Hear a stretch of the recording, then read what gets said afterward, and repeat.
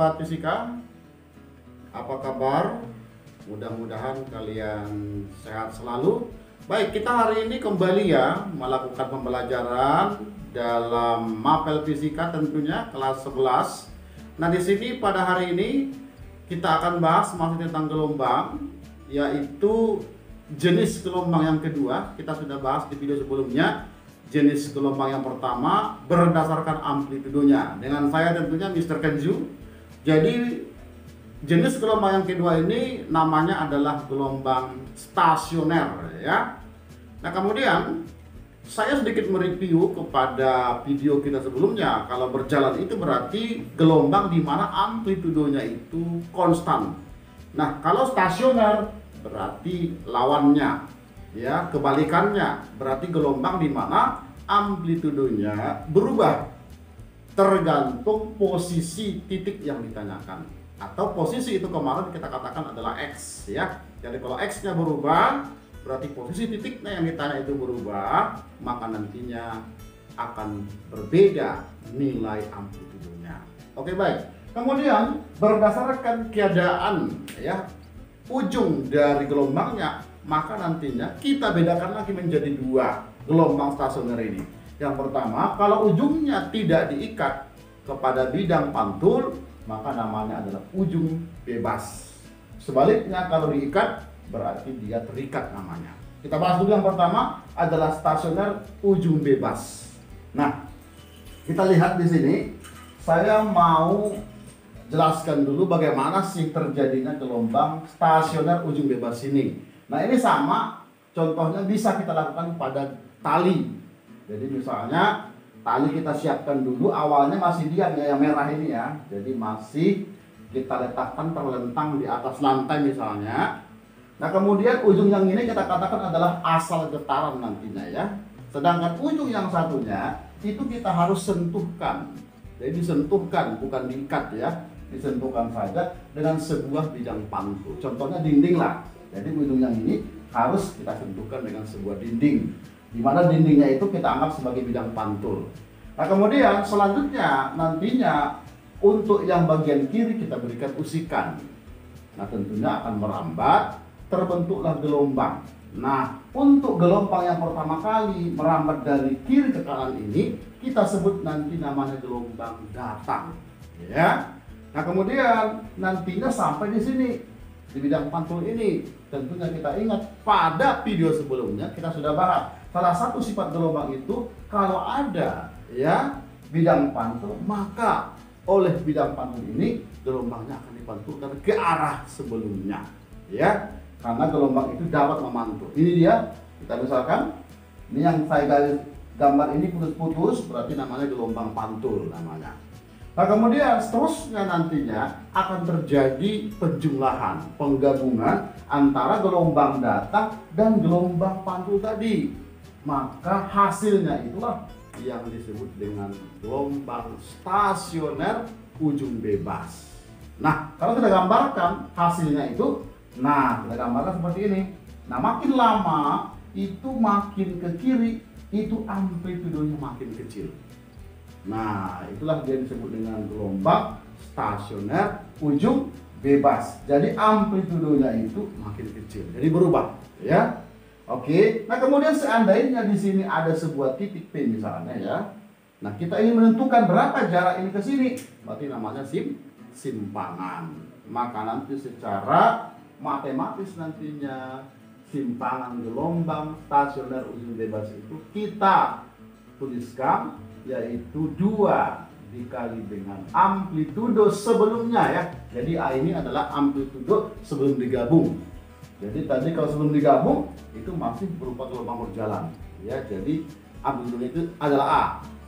Nah, kemudian dikali dengan kosinus yaitu Kx, kemudian dikali dengan sinus omega t. Nah, gitu ya.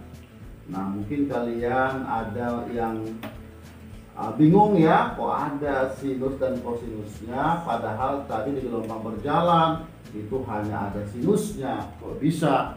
Nah, tadi kan kita sudah jelaskan tadi bahwa stasioner ujung bebas itu adalah perpaduan, penjumlahan gelombang datang dan gelombang pantul. Kita tahu tadi persamaannya kan pakai sinus.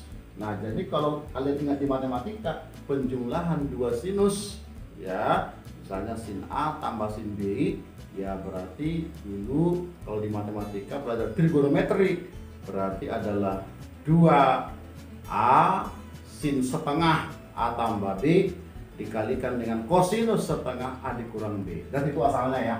Nanti boleh dilihat lagi nantinya bagaimana jelasnya cara menjumlahkan dua persamaan sinus ya. Nah, ini hasilnya sobat fisika.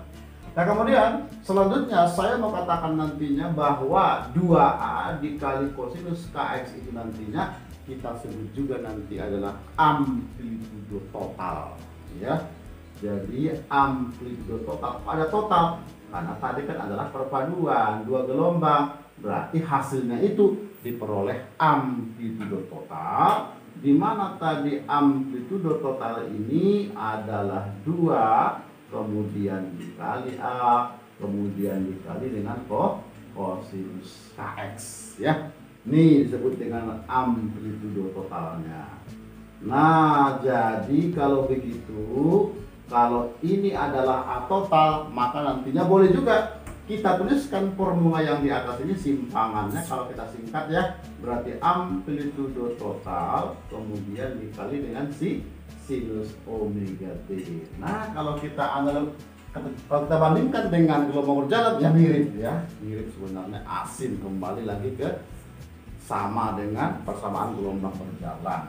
Oke. Nah, kemudian nantinya di sini nantinya sering juga nanti ditanya kita, yaitu jarak perut ya dan jarak simpul di buku-buku tentang gelombang berjalan, tentang gelombang stasioner nantinya. Maka kita harus tahu dulu ya bagaimana cara menentukan jarak perut ya pada gelombang stasioner ujung bebas. Nah, perut itu saya menjelaskan dulu apa itu perut. Berarti perut itu adalah titik pada gelombang yang amplitudonya itu maksimum. Nah, berarti di mana? Berarti pasti dia di puncaknya, kemudian di lembah. Itu namanya perut namanya ya. Oke. Nah, kalau misalnya ini ya, saya ingin menghitung berapa jarak perut yang ini ya dari sini. Nah, berarti nanti formulanya untuk menentukan jarak perut ke berapa ya, diukur dari bidang pantul itu X sama dengan N. N-nya berarti menunjukkan perut ke berapa, kemudian dikali dengan setengah lambda ya, setengah lambda. Oke. Nah, kemudian N tadi berarti menentukan perutnya perut ke berapa. Dimulai dari mana? N itu kita mulai dari 0. Berarti 0, kemudian 1, kemudian 2, 3 dan seterusnya. Berarti kalau di soal nanti dikatakan berapakah jarak perut yang pertama, berarti jangan digunakan N sama dengan 1, tapi gunakan huruf yang pertama, angka yang pertama. Berarti kalau perut yang pertama berarti N-nya harus 0 ya. Sesuai pada gambar, perut yang pertama kan ini, berarti jaraknya daripada bidang pantul berapa ya? 0. Nah, jadi dari gambar kelihatan ya. Jadi untuk nantinya N-nya itu harus kita mulai dari 0. Berarti kalau perut yang pertama berarti N-nya 0, perut yang kedua N-nya 1 ya. Oke, terus kalau jarak simpulnya gimana? Simpul itu yang mana sih? Simpul itu berarti titik pada gelombang, berarti amplitudonya adalah minimum. Berarti simpul itu yang ini, berarti ini simpul yang pertama, simpul yang kedua, simpul yang ketiga ya. Nah, berarti untuk menentukan nanti nilai jaraknya itu X-nya berarti sama dengan 2N, kemudian ditambah dengan 1, kemudian dikali dengan 1/4 panjang gelombang ya. Ini menentukan berapa jarak simpul. Ingat, diukur dari bidang pantul ya. Berarti nanti N-nya sama saja, tetap dimulai dari 0, 1, 2, 3 dan seterusnya ya. Oke sobat fisika, berikutnya coba kita lihat nanti soal-soalnya seperti apa gitu ya. Sobat fisika, kita lanjut, kita lihat dulu soalnya ya. Nah, di sini yang pertama ada persamaan simpangan dari sebuah gelombang stasioner ujung bebas 0,2 kosinus 5 pi per 4 X dikali sinus 10 pi T ya. Nah kemudian satuan dalam sistem internasional, tentukanlah yang pertama berapa ya jarak perut yang ketiga diukur dari ujung pantul. Kemudian yang kedua jarak simpul yang kedua diukur dari ujung pantul ya. Oke sobat fisika, ini persamaannya ya, saya katakan tadi adalah ujung bebas. Kenapa? Karena tadi kalau ujung bebas ingat itu nanti X-nya ya, itu posisinya ada di dalam fungsi kosinus. Itu dia nanti apanya,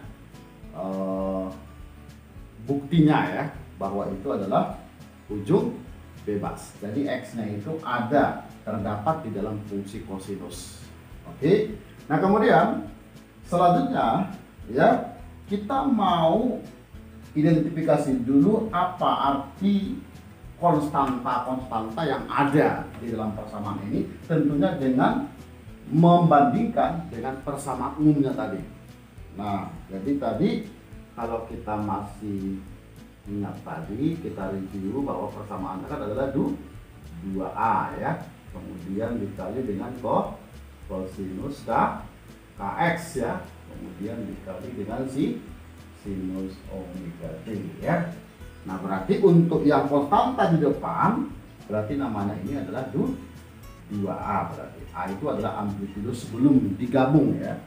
Nah kemudian koefisien X-nya ini berarti kita katakan adalah nilai K-nya berarti ya. Sedangkan koefisien T-nya berarti adalah nilai omega. Oke, itu yang bisa kita dapatkan informasinya dari persamaan gelombangnya itu ya. Nah kemudian coba kita lihat pertanyaannya perut ketiga. Oke, berarti untuk pertanyaan yang pertama perut ketiga berarti kita ingat aja rumus daripada perut pada ujung bebas. Tadi rumusnya adalah X sama dengan N ya, dikali dengan setengah lambda. Ini adalah rumus mencari perut ya pada ujung bebas, dimana tadi N itu adalah dimulai dari 0 ya, 0, kemudian 1, 2 dan seterusnya ya. Di soal disebutkan ketiga, jadi perutnya perut ketiga, berarti N-nya yang kita gunakan adalah yang kedua ya. Jadi 1, 2, 3, berarti N-nya 2. Berarti di sini kita gunakan N-nya adalah 2. Nah, tinggal kita masukin saja ke dalam formulanya, berarti X sama dengan 2 dikali dengan setengah lambda. Berarti sama dengan lambda ya. Oke. Nah, ternyata X-nya itu sama dengan lambdanya. Nah, kemudian lambdanya dapat kita cari dari K-nya ya. Jadi pada video sebelumnya lambda itu dekat hubungannya, berhubungan dengan K. Nah berarti kalau kita cari K-nya, berarti dengan menonton video sebelumnya ya, sudah kita bahas bahwa K itu adalah 2pi kemudian dibagi dengan lambda. Jadi di sini lambdanya berarti sama dengan 2pi kemudian dibagi dengan K ya. Oke. Nah berarti kalau gitu kita bisa cari lambdanya ya. Oke, berarti lambdanya kita bisa dapat tentukan ya, berarti 2pi kemudian dibagi K-nya tadi pada persamaannya adalah 5pi ya per 4. Berarti pi-nya bisa kita coret ya, berarti pi-nya coret, 4-nya naikkan kalikan ke atas, berarti lah 8/5, satuannya adalah meter ya. Nah kemudian ketemu sudah lambdanya, berarti itulah tadi merupakan X-nya ya. Berarti nilai X-nya itu berarti sama dengan 8/5 meter ya. Oke, nah kemudian untuk yang kedua ya, untuk yang kedua ditanya adalah simpul kedua. Kalau simpul tadi rumusnya berarti X sama dengan 2N kemudian ditambah 1 kemudian dikali dengan seperempat lambda ya. Nah kemudian di soal dikatakan yaitu kedua simpulnya, berarti n-nya kita gunakan adalah 1 berarti ya. Nah berarti kalau gitu x-nya dapat kita cari sama dengan berarti 2 kali 1 berarti 2 ya, tambah 1 berarti 3, berarti 3/4 ya, kemudian kali lambda, kemudian lambda tadi sudah ketemu ya, berarti 3/4, lambdanya kita masukin berarti lah 8/5 ya. Nah berarti ini bisa kita sederhanakan, berarti sama-sama dibagi 4 berarti 2, berarti kalau gitu lambdanya sama dengan 6/5 yaitu meter ya. Nah sobat fisika, nanti kalian boleh latihan di rumah ya. Ini saya sudah siapkan soal yang tipenya sama, masih gelombang stasioner ujung bebas. Jadi 12 kosinus px dikalikan dengan sinus 1/4 pt dalam satuan internasional. Nah kemudian nanti tentukan perut ketiga dari ujung pantul, kemudian simpul ke-1 dari ujung pantul. Oke sobat fisika, itu dulu pembelajaran kita pada hari ini. Mudah-mudahan bermanfaat. Jangan lupa untuk terus mengulang dan berlatih. Jangan lupa untuk subscribe, like, share, dan komen. Dengan saya Mr. Kenju. Wassalamualaikum warahmatullahi wabarakatuh.